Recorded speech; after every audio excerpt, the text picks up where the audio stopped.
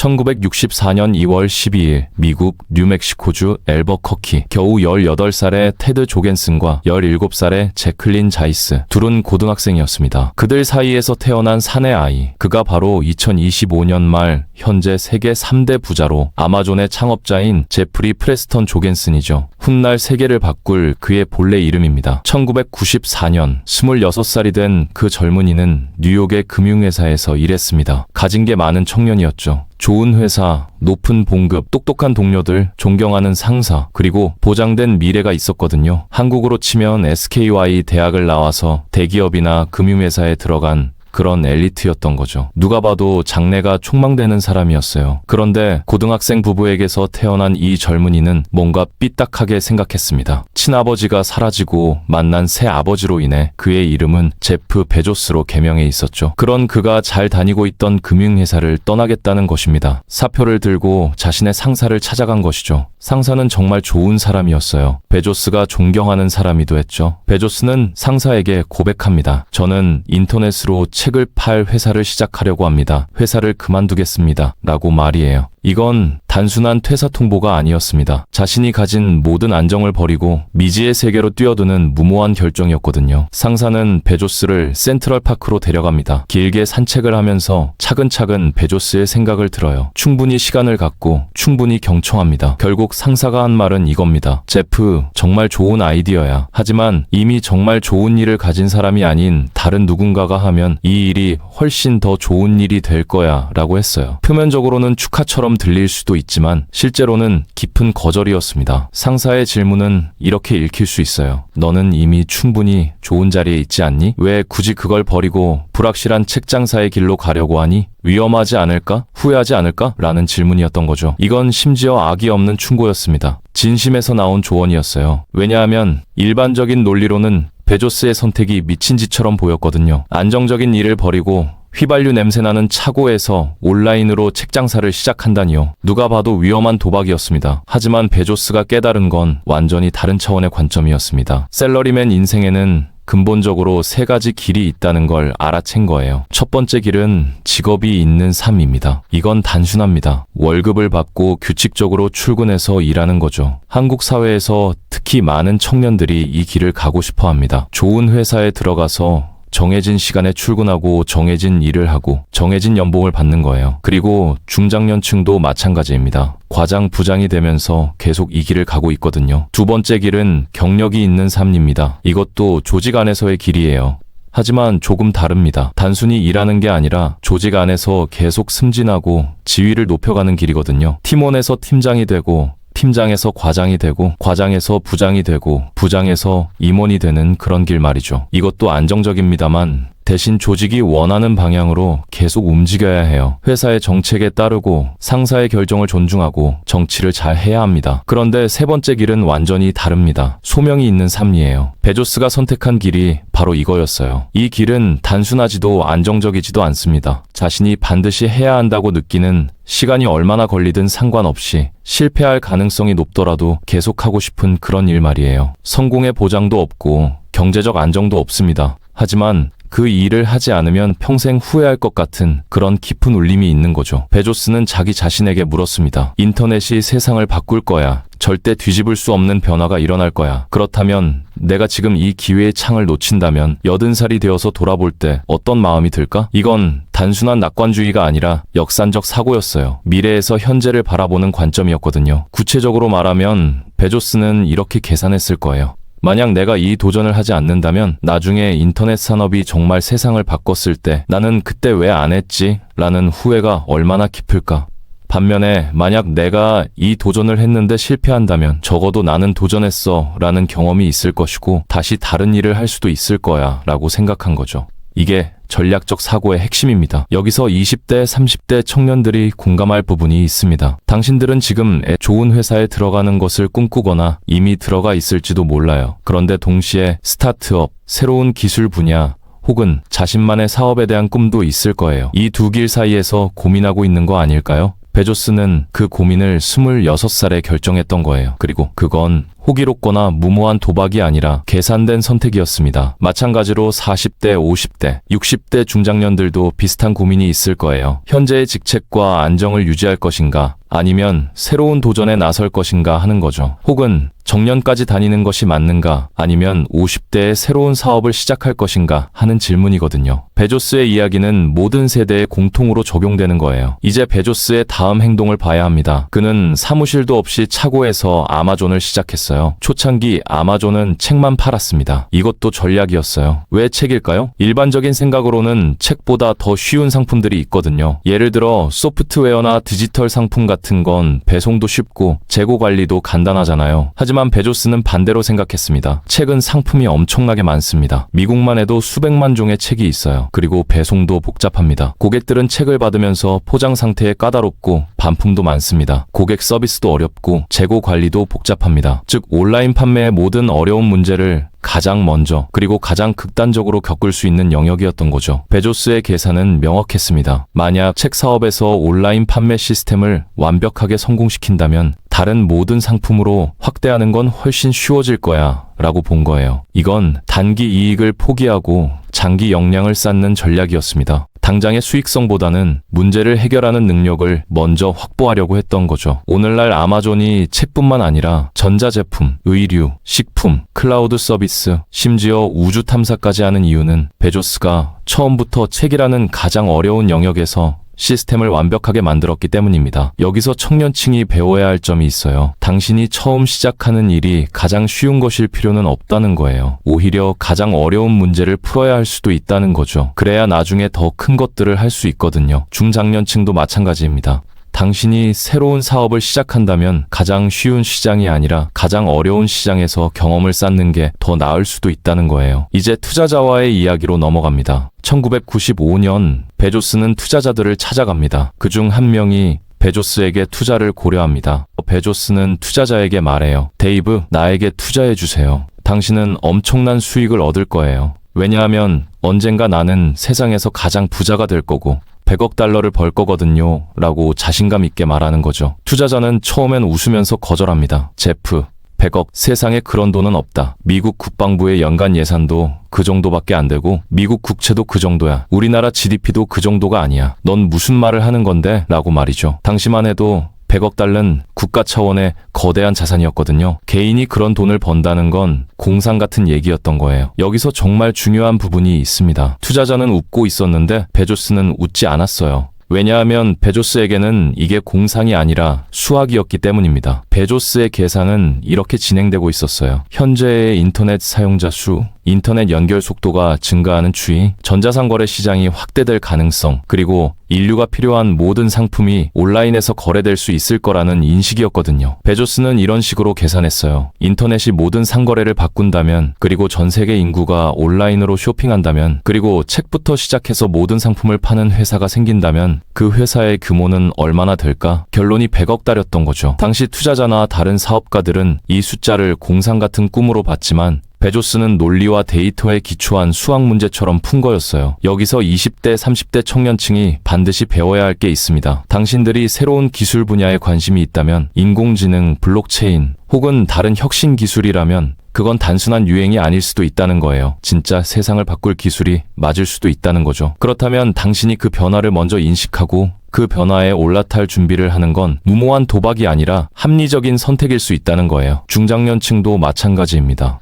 당신이 40, 50대의 새로운 사업에 눈을 뜬다면 당신의 직관과 경험이 단순한 감정이 아니라 정확한 통찰일 수도 있다는 거예요. 수십 년의 직장 경험이 당신에게 준 분석력과 판단력이 20대 청년의 그것과는 다를 거거든요. 당신의 나이를 약점으로 생각할 필요는 없다는 거죠. 베조스가 제시한 또 다른 깊은 통찰이 있는 사고방식입니다. 그는 자신의 선물을 자랑하지 말라고 말해요. 이게 뭘 의미할까요? 선물은 태어날 때 들고 온 것이기 때문입니다. 타고난 재능, 좋은 외모, 높은 지능, 부유한 집안, 이런 건 자신이 만든 게 아니거든요. 당신이 수학을 잘하는 건 칭찬받을 일이지만 자랑할 일은 아니라는 거죠. 당신이 키가 크거나 생기 있는 외모를 가진 건 다행스러운 일이지만 자부심을 가질 일은 아니라는 거예요. 하지만 선택은 다릅니다. 당신이 어려운 길을 걸어갈 선택, 당신이 쉬운 길을 거부할 선택, 당신이 남들과 다른 길을 갈 선택, 이런 것들은 온전히 당신이 결정하는 거예요. 베조스는 자기 능력을 자랑하지 않았습니다. 대신 자기 선택을 자랑했어요. 26살에 꾸는 꿈이 아니라 그 꿈을 위해 안정을 버릴 결심을 했다는 것이 그의 진짜 자산이었던 거예요. 여기서 청년층이 명심할 부분이 있어요. 당신이 대기업에 들어간 것, 좋은 학교를 나온 것, 좋은 가정에서 태어난 것, 이런 건 자랑할 게 아니에요.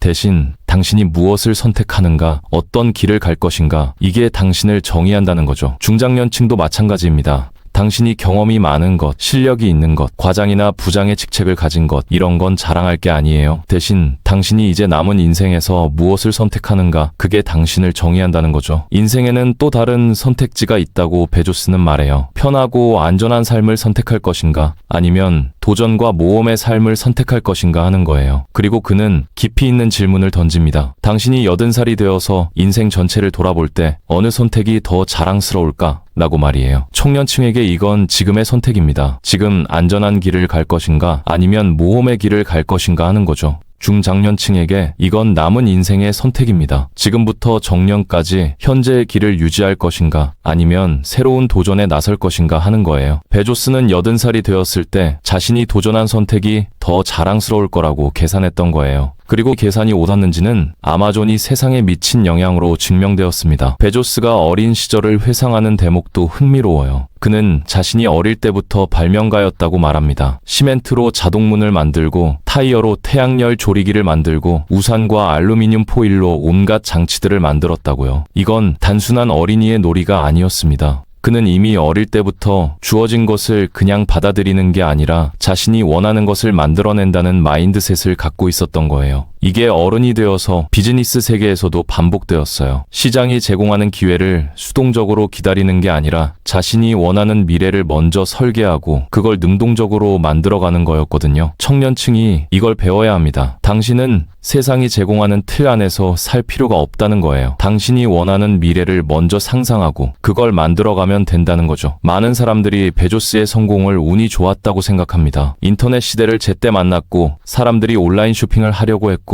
온갖 여건이 맞아떨어졌다고 본 거죠. 하지만 이건 절반만 맞습니다. 운도 있었지만 그 운을 제대로 인식하고 그걸 활용할 수 있는 전략적 사고가 있었으니까요. 베조스는 많은 사람이 보지 못한 것을 봤고 많은 사람이 주저하는 선택을 과감하게 했던 거예요. 여기서 정말 중요한 핵심이 하나 있습니다. 베조스는 자신의 선택이 더 위험한 길이 아니라 더 기회 있는 길이라고 생각했어요. 왜냐하면 그는 인터넷이 부상한다는 걸 알았거든요. 주류 경제학자들과 비즈니스 리더들이 보지 못한 것을 그는 봤던 거죠. 이건 용기의 문제가 아닙니다. 정보와 통찰력의 문제였어요. 정보와 통찰력이 있으면 위험은 줄어듭니다. 베조스의 선택은 무모한 도박이 아니라 계산된 선택이었던 거죠. 청년층일수록 이건 중요합니다. 당신들이 새로운 산업에 관심을 가지고 뛰어드는 건 공상이 아니라 통찰력일 수도 있다는 거예요. 당신이 충분한 정보를 가지고 충분히 분석했다면 그건 도박이 아니라 정보에 기초한 선택이 될 수 있다는 거죠. 중장년층도 마찬가지입니다. 당신이 수십 년간 쌓은 업계 지식과 인맥 그리고 판단력이 있다면 당신의 새로운 도전은 훨씬 더 계산된 선택이 될 거예요. 한국 사회에서 우리가 배워야 할 게 뭘까요? 정년까지 한 회사에 다니는 것도 좋은 전략이고 새로운 기회를 포착해서 움직이는 것도 좋은 전략입니다. 하지만 어느 것을 선택하든 정말 중요한 건 그 선택이 정말로 자신의 계산에 근거하는가 하는 거예요. 주변의 기대 때문에, 두려움 때문에 혹은 단순한 감정적 충동 때문에 선택해선 안 된다는 거죠. 베조스는 자신의 선택을 자신의 이성과 통찰로 합리화했습니다. 그리고 그 선택의 책임을 자신이 졌어요. 이게 전략적 사고의 진정한 의미입니다. 베조스는 느린 것이 부드럽고 부드러운 것이 빠르다는 미 해군 특전대 네이비 SEAL의 군사 전술 문구를 특히 애호했대요. 이건 뭘 의미할까요? 급하게 서둘러서 실수하는 것보다 차분하게 준비해서 제대로 실행하는 게 결국 더 빠르다는 뜻이에요. 청년층이 이걸 배워야 합니다. 당신이 스타트업 창업을 한다면, 당신이 새로운 분야에 진출한다면 급할 필요는 없다는 거예요. 차분하게 준비하고 제대로 실행하는 게 결국 성공을 만든다는 거죠. 중장년층도 마찬가지입니다. 당신이 40, 50대에 새로운 일을 시작한다면 당신의 나이가 약점이 아니라 강점이 될 수 있어요. 왜냐하면 당신은 이미 충분히 많은 경험을 했거든요. 당신은 빠르게 움직일 필요가 없습니다. 대신 제대로 판단하고 차분하게 준비할 수 있거든요. 그게 당신의 전략적 사고의 핵심이 될 거예요. 베조스의 아마존은 초창기에 엄청난 조롱을 받았습니다. 투자자들도, 기존 소매 업체들도, 심지어 많은 경제학자들도 온라인 판매는 절대 돈이 안 될 거다라고 말했거든요. 실제 아마존은 계속 적자였어요. 1997년부터 2002년까지 거의 쭉 적자를 냈습니다. 월스트리트의 경영 분석가들은 보세요. 이게 실패한 회사예요 라고 외쳤어요. 하지만 베조스는 흔들리지 않았습니다. 왜 흔들리지 않았을까요? 왜냐하면 베조스의 전략 자체가 장기적이었기 때문이에요. 그는 처음부터 처음 10년은 수익을 내지 않고 시장을 점유하겠다고 결정했거든요. 이건 일반적인 비즈니스 논리로는 미친 짓입니다. 하지만 베조스는 이렇게 생각했어요. 지금 당장의 이익보다 고객의 신뢰를 얻는 게 더 중요해. 그리고 시장을 점유하면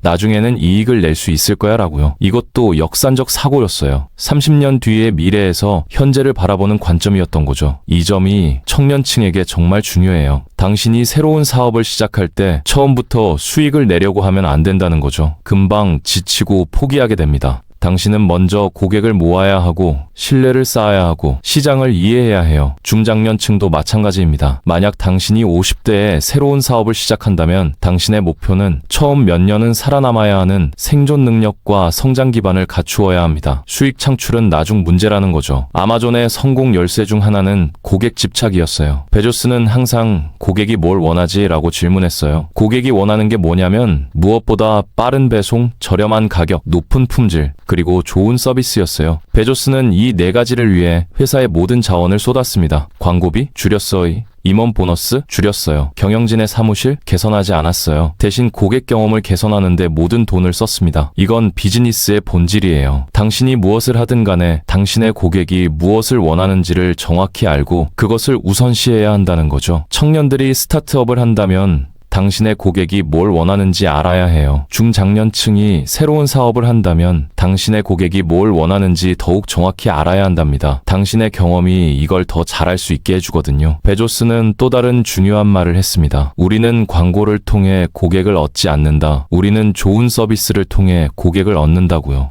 이건 요즘 시대에 정말 반대편 말씀이에요. 지금은 모두 마케팅에 집중하고 있거든요. 하지만 베조스의 전략은 달랐어요. 당신이 정말 좋은 것을 만들면 고객들이 입소문으로 전파할 거라고 믿었던 거죠. 그리고 실제로 그렇게 됐어요. 여기서 모두 배워야 할 게 있습니다. 당신은 광고와 마케팅에 신경 쓰기 전에 먼저 당신의 상품이나 서비스가 정말 좋은지를 확인해야 한다는 거예요. 상품이 좋으면 마케팅은 그 다음 문제거든요. 많은 사람들이 이 순서를 뒤집고 있어요. 좋은 상품 없이 마케팅만 열심히 하는 거죠. 베조스는 이 순서를 절대 뒤집지 않았습니다. 아마존은 또 다른 혁신을 계속했어요. 고객들이 돈을 내고 상품을 받는데 시간이 오래 걸린다면 배송 시스템을 개선했어요. 창고를 더 크게 만들었고 로봇을 도입했고 배송 네트워크를 확대했어요. 고객들이 특정 상품을 찾기 힘들다면 검색 시스템을 개선했어요. 고객들이 상품의 품질이 달라 실망한다면 엄격한 품질 관리를 시작했어요. 이 모든 것들이 아마존을 더 크게 만들었습니다. 청년층도 중장년층도 이걸 배워야 합니다. 성공하는 사람들은 문제를 본 후에 그 문제를 푸는 데 집중해요. 계속 이어서 문제를 푸는 거죠. 한 번의 혁신으로 성공하는 게 아니라 계속된 혁신으로 성공하는 거예요. 베조스는 이걸 25년이나 계속했습니다. 아마존이 이제 다양한 분야에서 사업하는 이유도 이거거든요. 계속된 혁신과 개선의 결과예요. 베조스의 경영 철학 중 가장 흥미로운 부분은 실패에 대한 태도입니다. 그는 이렇게 말했어요. 만약에 당신이 실패하지 않는다면 당신은 충분히 혁신하지 않은 거야 라고요. 이건 역설적으로 들릴지 모르지만 정확합니다. 진정한 혁신은 항상 실패의 위험을 안고 있거든요. 안전한 길만 가면 당신은 절대 새로운 것을 할 수 없다는 거예요. 여기서 청년들과 중장년들에게 정말 중요한 메시지가 있습니다. 당신이 실패를 두려워하면 당신은 절대 성장할 수 없다는 거죠. 베조스처럼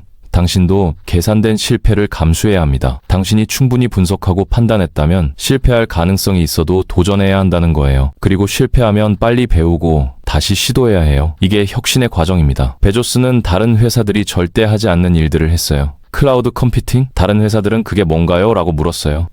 베조스는 이게 미래야라고 결정했어요. 아마존 웹 서비스를 시작했죠. 스트리밍 서비스? 넷플릭스가 하고 있었지만 베조스는 우리도 해라고 생각했어요. 프라임 비디오를 시작했어요. 우주 탐사? 대부분의 기업가들은 그건 우리인 일이 아니지라고 생각했어요. 베조스는 우리도 할 거야 라고 결정했어요. 블루 오리진을 창립했어요. 이건 우직함이 아니라 미래를 보는 능력이에요. 베조스는 미래에 일어날 변화를 먼저 보고 그 변화에 준비된 회사가 되려고 노력했던 거죠. 이게 당신에게도 필요합니다. 청년들이라면 당신이 지금 배우고 있는 분야가 정말 미래가 있는 분야인지를 생각해 봐야 해요. 중장년들이라면 당신의 산업이 어떻게 변할 것인지를 먼저 내다보고 그 변화에 준비되어야 한다는 거죠. 베조스는 이걸 했고 그래서 성공했습니다. 베조스는 어떻게 이렇게 미래를 잘 봤을까요? 그건 그가 항상 공부했기 때문이에요. 당신이 대학을 졸업했다고 해서 배움이 끝나는 게 아니에요. 당신이 30년을 일했다고 해서 배움이 끝나는 게 아니거든요. 베조스는 항상 새로운 것을 탐구하고 배웠습니다. 새로운 기술, 새로운 시장, 새로운 사고방식들을 계속 배웠어요. 이게 그를 계속 앞서가게 했던 거죠. 나이가 들수록 우리에게는 선택의 시간이 줄어듭니다. 청년들은 50번, 60번 선택할 기회가 있을지도 몰라요. 하지만 중장년층은 이제 남은 시간이 제한적이거든요. 그래서 더욱더 각 선택이 중요해져요. 남은 시간이 있는 한 우리는 계속 선택해야 합니다. 현재의 안정을 택할 것인가 아니면 미래의 가능성을 택할 것인가 말이에요. 베조스의 이야기는 결국 이런 물음을 던지는 거예요. 당신의 인생은 누가 써내는 이야기일까요? 남이 정해준 각본을 따를 것인가 아니면 자신이 직접 써내갈 것인가 하는 거죠. 청년들에게는 이게 인생의 시작이고 중장년들에게는 인생의 다시 쓰기일 수 있어요. 하지만 둘 다 동등하게 중요합니다. 당신이 지금 어떤 선택을 하는가가 당신의 미래 전체를 결정하거든요. 마지막으로 베조스가 던진 질문들을 살펴봅시다. 비판 앞에서 당신은 주저앉을 것인가? 아니면 자신의 신념을 따를 것인가? 실수를 했을 때 변명할 것인가? 아니면 솔직하게 인정할 것인가? 거절을 두려워할 것인가? 아니면 사랑할 때 행동할 것인가? 이 모든 선택들이 쌓여서 당신의 인생을 만든다는 거죠. 선물이 아니라 선택이에요. 그리고 그 선택들이 당신을 정의한다는 걸 베조스는 자신의 삶 전체로 보여준 거랍니다. 구독자 여러분, 당신들은 여전히 선택할 기회가 많습니다. 지금 당신이 하는 선택이 30년을 결정할 거예요. 당신들도 여전히 선택할 기회가 있습니다. 지금 당신이 하는 선택이 남은 인생을 결정할 거예요. 베조스처럼 전략적으로 생각하고 계산하고 선택하세요. 그리고 그 선택을 자랑하세요. 왜냐하면 당신을 정의하는 건 당신의 타고난 능력이 아니라 당신의 선택이거든요. 당신의 미래를 결정하는 선택, 지금 시작하세요. 이 영상이 도움이 되었다면 좋아요와 구독을 부탁드리고 당신의 선택 이야기가 있다면 댓글로 나눠주세요. 밥풀떼기 경제팀은 계속해서 당신의 인생을 바꾸는 이야기들을 준비하겠습니다. 감사합니다.